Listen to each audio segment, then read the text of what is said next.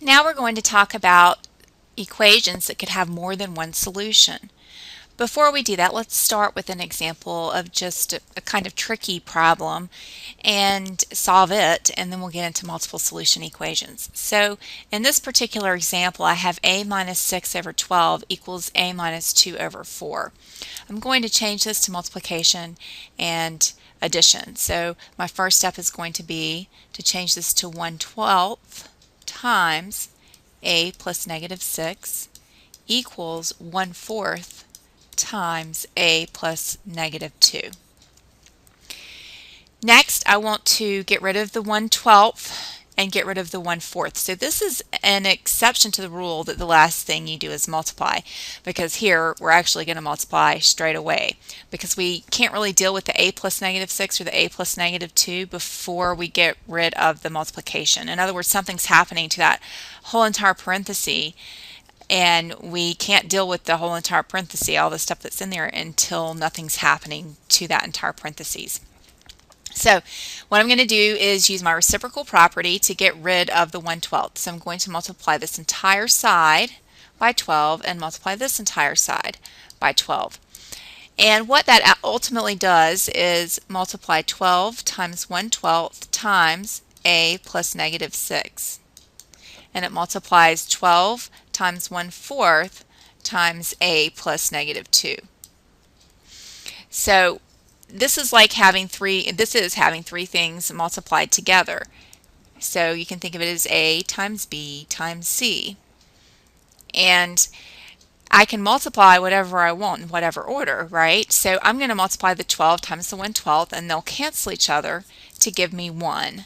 And 1 times a plus negative 6 is just a plus negative 6. And I can drop the parentheses because now nothing's happening to that entire sum. On the other side, I'm going to multiply the 4 and the 12, the 1/4 and the 12, which actually requires division because you're cross-canceling. So 4 goes into 12 3 times. So I'm left with 3 times parentheses a plus negative 2. So now what I'm going to do is distribute the 3 times the a plus the 3 times the negative 2. We're going to skip over this number line here. So I get a plus negative 6 equals, what do you get when you distribute 3 times a plus negative 2? 3a plus negative 6, right? So now we're just going to solve this equation. And when we do, we add positive 6 to both sides.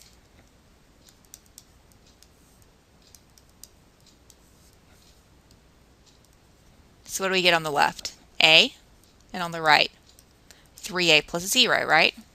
It's okay, just leave that 0 there. Don't worry about it. So what do we do next?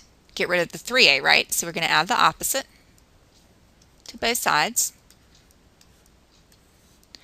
We end up with negative 2a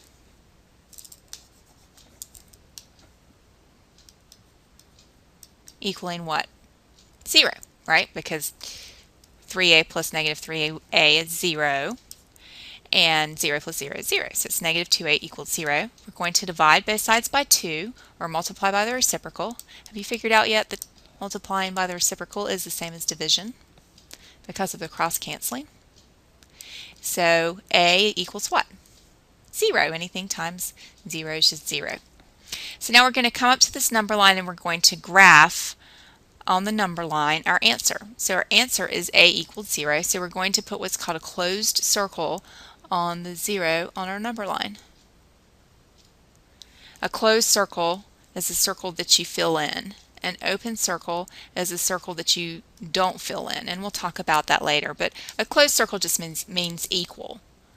So our answer is equal to 0. So now I'd like you to solve this next problem. The first thing I did was change subtraction to addition.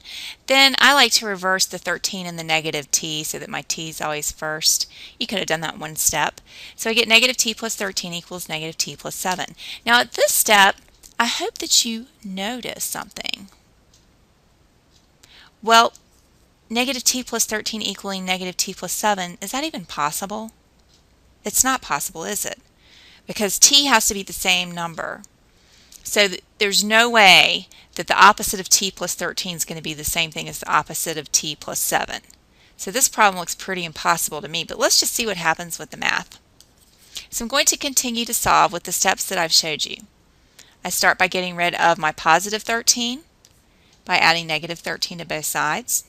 I end up with the opposite of t equals negative t plus negative 6.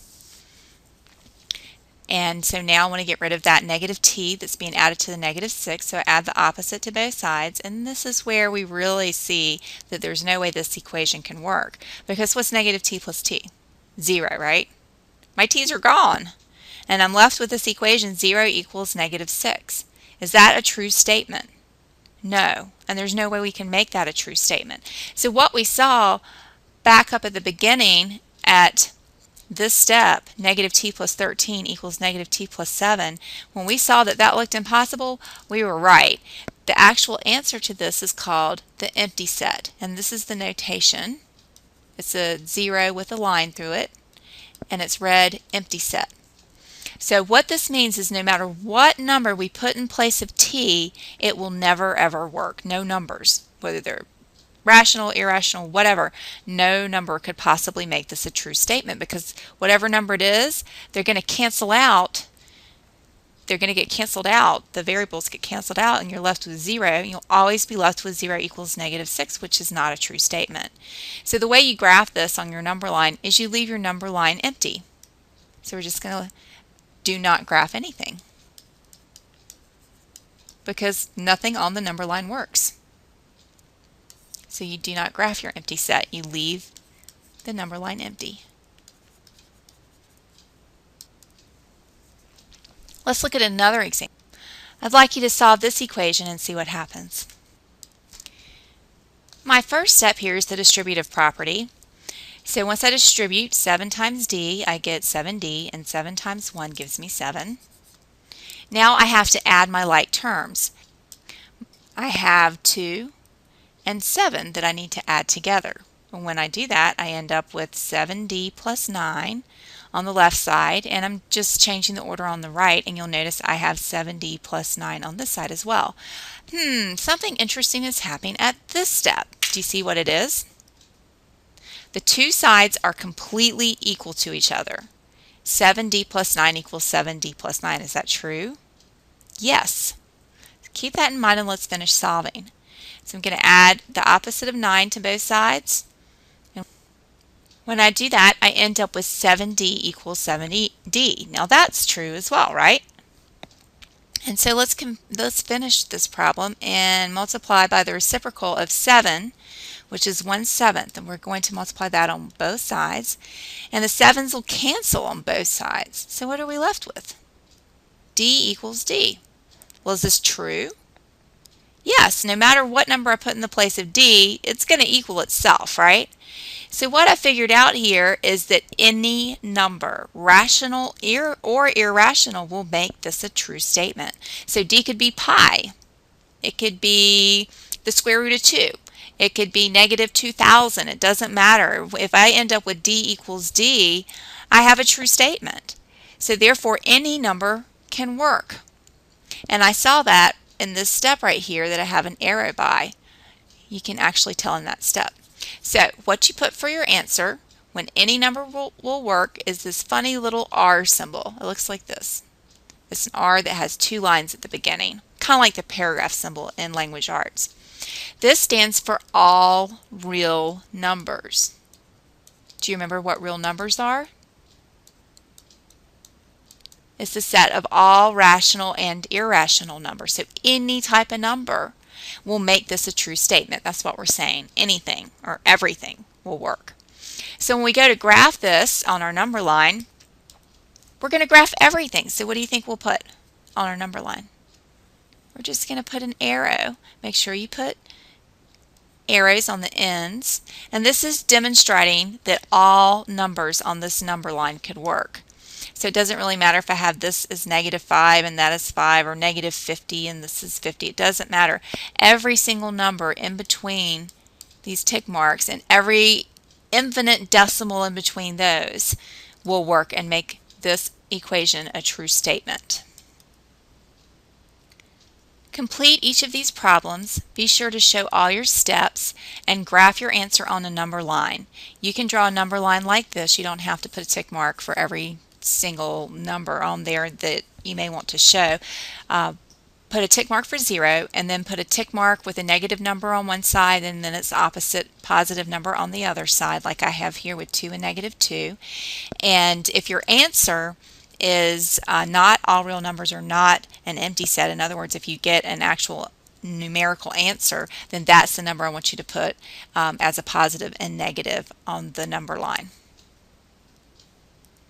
Remember that if your answer is the empty set, what do you do when you graph? You don't actually put anything on the number line, right? You just leave your number line blank. What happens if you get all real numbers? So here's the graph of the empty set, all real numbers. Then you're going to come in and show that all the numbers are possibilities. And then what do you do if you get an answer, like let's say your answer is x equals negative 2. Then you would put a closed circle, a filled in circle on negative 2 if that's your solution.